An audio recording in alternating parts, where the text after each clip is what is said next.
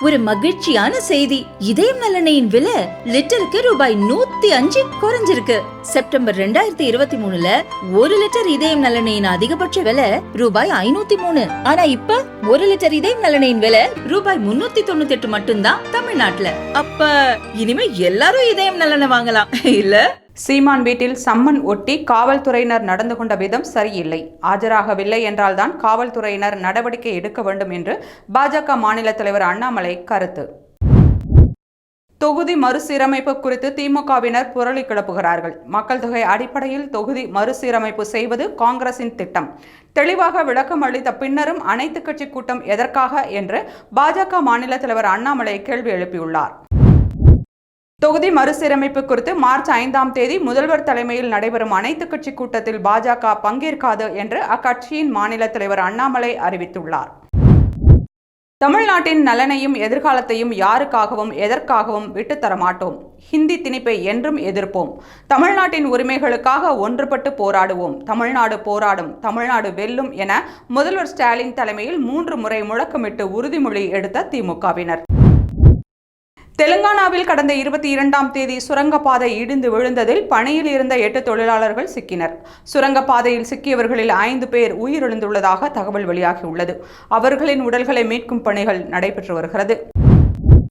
நடிகை பாலியல் வழக்கை 3 மாதங்களுக்குள் விசாரிக்க வேண்டும் என்ற உயர்நீதிமன்ற உத்தரவுக்கு எதிரான சீமானின் மேல்முறையீட்டு மனுவை மார்ச் 3ஆம் தேதி உச்சநீதிமன்றம் விசாரிக்கிறது. சீமான் வீட்டில் சம்மன் ஒட்டச் சென்ற காவல்துறையினரை தாக்கியதாக தொடர்ந்த வழக்கில் சீமான் உதவியாளர் அமல்ராஜ் சுபாகருக்கு சோழிங்கநல்லூர் நீதிமன்றம் ஜாமீன் வழங்கியுள்ளது. ஆனால் ஆயுதங்களை வைத்திருந்ததாக தொடர்ந்த வழக்கில் செங்கல்பட்டு நீதிமன்றத்தில் ஜாமீன் மனு நிலுவையில் இருப்பதால் சிறையில் இருந்து இன்று விடுதலையாவதில் சிக்கல். ஹிந்தி எதிர்ப்பை மறக்கலாம் என நினைத்தால் முடியாதென தூண்டிவிட்டு கொண்டிருக்கிறது மத்திய அரசு. இது அவர்களுக்கு வரும் வாக்கையும் குறைத்துவிடும். மத்தியில் அதிகபட்சம் 2027 வரை பாஜக இருக்கலாம். ஆனால் அதற்கு பின் அவர்கள் ஆட்சிக்கு வருவது சிரமம்தான். அண்ணாமலை இருக்கும் வரை தமிழ்நாட்டில் திமுகவின் வெற்றி உறுதி என்று சமீப காலமாக திமுகவிற்கு ஆதரவளித்து வரும் நடிகர் SV சேகர் தெரிவித்துள்ளார். தர வேண்டிய நிதியை தர மறுத்து மத்திய அரசு தமிழகத்தை வஞ்சிக்கிறது. பாஜக ஆளும் மாநிலங்களுக்கு மட்டும் திட்டங்களுக்கு நிதி தரப்படுகிறது என்று தமிழக வாழ்வுரிமை கட்சி தலைவர் வேல்முருகன் குற்றம் சாட்டியுள்ளார். சென்னை மெட்ரோவின் 2ஆம் கட்டத்தில் வழித்தடம் 4இல் முல்லைத்தோட்டம் மற்றும் பூந்தமல்லி பணிமனைக்கு இடையிலான தரைமட்ட கட்டுமான பணிகள் நிறைவடைந்தன. போரூர் மற்றும் பூந்தமல்லி பணிமனை இடையேயான கட்டுமான பணிகளை விரைந்து முடித்து அந்த வழித்தடத்தை 2025 இறுதிக்குள் பயணிகள் சேவைக்காக திறக்க இலக்கு நிர்ணயிக்கப்பட்டுள்ளதாக சென்னை மெட்ரோ ரயில் நிர்வாகம் அறிவித்துள்ளது.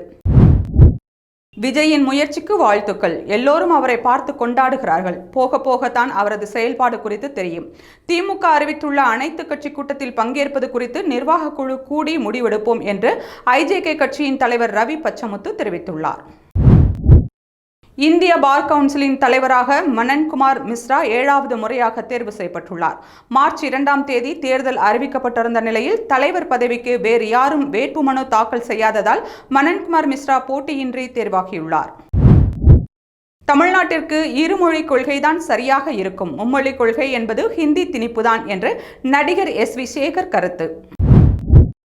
பெண்களை கேவலமாக பேசுவதை எப்படி சகித்துக்கொண்டு அந்த கட்சியில் இருக்கிறார்கள் என தெரியவில்லை என்று சீமான் குறித்த கேள்விக்கு திமுக MP கனிமொழி பதிலளித்துள்ளார்.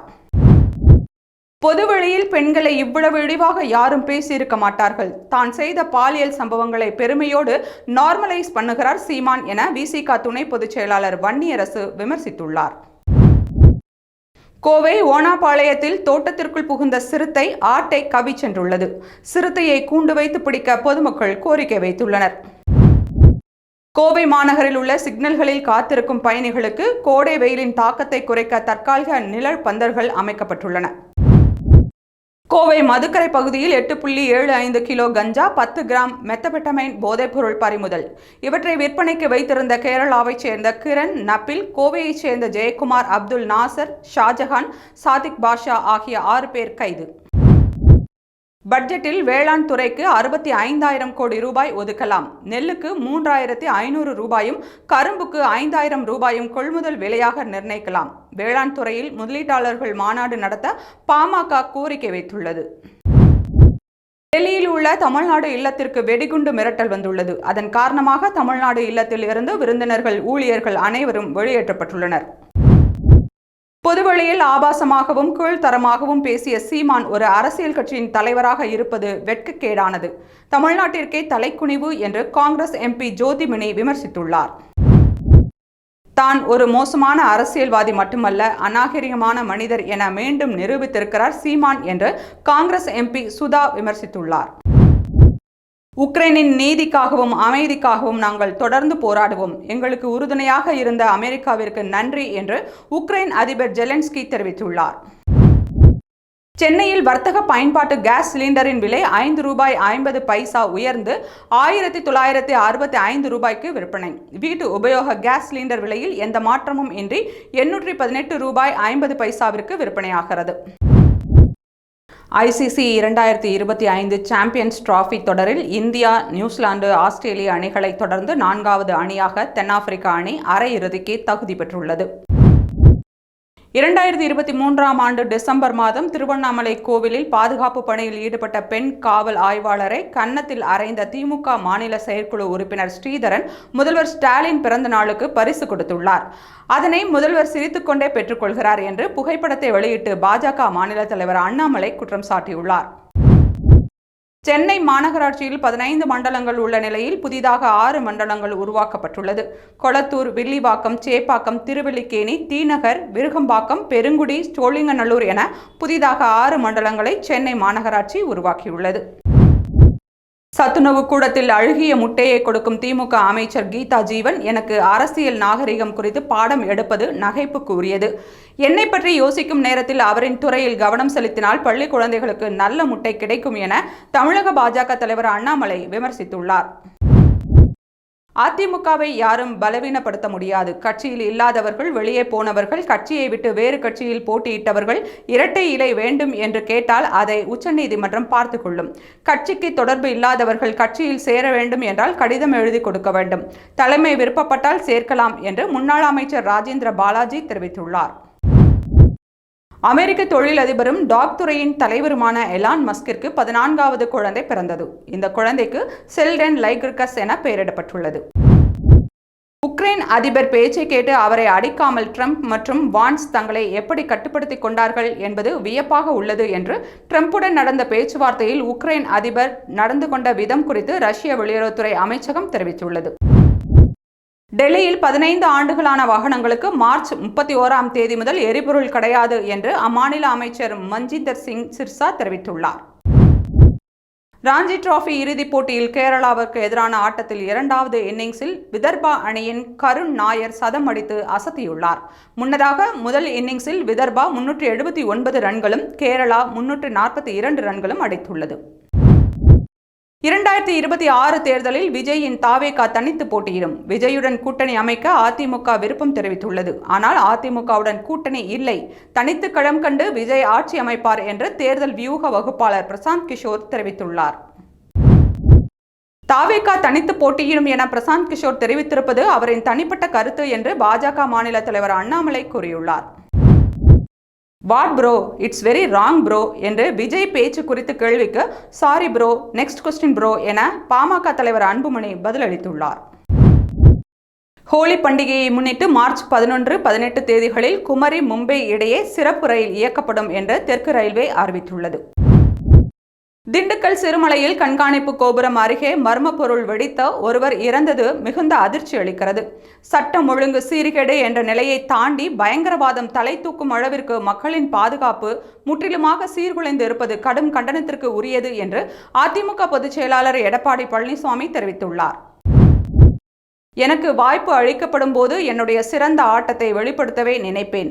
நான் ரிஷப் பாண்டேவுடன் போட்டியிட நினைக்கவில்லை என்று ரிஷப் பாண்ட் உடனான போட்டி குறித்து KL ராகுல் விளக்கமளித்துள்ளார். இலங்கை சிறையில் உள்ள மீனவர்களையும் படகுகளையும் விடுதலை செய்ய வலியுறுத்தி ராமேஸ்வரம் மீனவர்கள் நடத்தி வரும் உள்ளிருப்பு போராட்டம் 2வது நாளாக தொடர்கிறது. மாவட்ட ஆட்சியர் மீனவர்களுடன் நடத்திய பேச்சுவார்த்தையில் உடன்பாடு எட்டப்படவில்லை. பெண்கள் சொல்வது எல்லாமே உண்மையாக இருக்க வேண்டிய அவசியமில்லை. தற்போது இது போன்ற வழக்குகளால் நிறைய அப்பாவிகள் பாதிக்கப்படுகின்றனர் என்று பாலியல் தொல்லை அளிக்கப்பட்டதாக பெண் தொடர்ந்த வழக்கில் கேரள உயர்நீதிமன்றம் தெரிவித்துள்ளது. மொழி போராட்டத்தின் வரலாறு மிக நீண்ட நெடியது. யாராக இருந்தாலும் அதை தெரிந்து கொண்டு பேச வேண்டும். மொழிக்காக பலரும் உயிரிழந்திருக்கிறார்கள் என்பதை யாரும் மறந்துவிடக் கூடாது என்று மும்மொழி கொள்கை விவகாரத்தில் மத்திய மாநில அரசுகள் பேசி வைத்து நாடகமாடுவதாக விஜய் முன்வைத்த குற்றச்சாட்டிற்கு திமுக எம்பி கனிமொழி பதிலடி கொடுத்துள்ளார். மாநில அரசின் வரி பங்கை 41%லிருந்து 40%ஆக குறைக்க மத்திய அரசு தயாராகி வருகிறது. இதனால் கர்நாடகா வஞ்சிக்கப்பட்டால் மக்களுடன் இணைந்து தெருக்களில் இறங்கி போராட்ட தயங்க மாட்டோம் என கர்நாடக முதல்வர் சித்தராமையா தெரிவித்துள்ளார். இந்தியாவில் 47% ஊழியர்கள் தங்களின் ஊதியத்தில் திருப்தி இல்லாமல் இருக்கின்றனர். 77% பேர் ஊதிய உயர்வை எதிர்பார்க்கின்றனர் என்று பாண்டிட் நிறுவனம் நடத்திய ஆய்வில் தெரியவந்துள்ளது. நாளை நடைபெறவுள்ள நியூசிலாந்து அணிக்கு எதிரான சாம்பியன்ஸ் டிராபி போட்டியில் இந்திய கேப்டன் ரோஹித் காயம் காரணமாக விளையாட மாட்டார் என தகவல். அதன் காரணமாக சுப்மன் கில் கேப்டனாக செயல்படலாம் என கூறப்படுகிறது. பெரியார் விவகாரத்தில் ஆதாரமின்றி அவதூறாக சீமான் பேசிய போது அவர் எங்கள் டீம் பார்ட்னர் என்று சொன்ன தமிழிசை நடிகை குறித்து சீமானின் சர்ச்சை பேச்சுக்கு என்ன சொல்ல போகிறார் என்று காங்கிரஸ் எம்பி சுதா கேள்வி எழுப்பியுள்ளார். மூச்சுக்குழாயில் ஏற்பட்டுள்ள அலர்ஜி காரணமாக மருத்துவமனையில் அனுமதிக்கப்பட்டுள்ள கத்தோலிக்க தலைமை மதகுரு போப் பிரான்சிஸின் உடல்நிலையில் சற்று முன்னேற்றம் ஏற்பட்டுள்ளது. இன்று அவர் காஃபி குடித்து ஓய்வெடுத்துள்ளார் என வாட்டிக்கன் வட்டாரங்கள் தகவல். என்னை என்ன செய்ய முடியும் என்று ஆணவத்துடன் சட்டத்திற்கு சவால் விட்டுக் கொண்டுள்ள சீமான் மீது முதல்வர் சட்டப்படி நடவடிக்கை எடுக்க வேண்டும். அவருடைய கட்சியில் பெண்களை மதிப்பவர்கள் இருந்தால் உடனடியாக அக்கட்சியில் இருந்து வெளியேற வேண்டும் என்று மார்க்சிஸ்ட் கம்யூனிஸ்ட் மாநில செயலாளர் பி சண்முகம் தெரிவித்துள்ளார். அண்ணா பல்கலைக்கழக மாணவி பாலியல் வன்கொடுமை செய்யப்பட்ட வழக்கில் கைதான ஞானசேகரன் 2018ஆம் ஆண்டு டைல்ஸ் கடையின் உரிமையாளர் பாலச்சந்தர் என்பவரை கடத்திய வழக்கில் மதுராந்தகம் நீதிமன்றத்தில் ஆஜர்படுத்தப்பட்டார். பாலியல் வழக்கில் கைதாகி சிறையில் உள்ள ஞானசேகரன் மீது 7 திருட்டு வழக்குகளும் நிலுவையில் உள்ளன.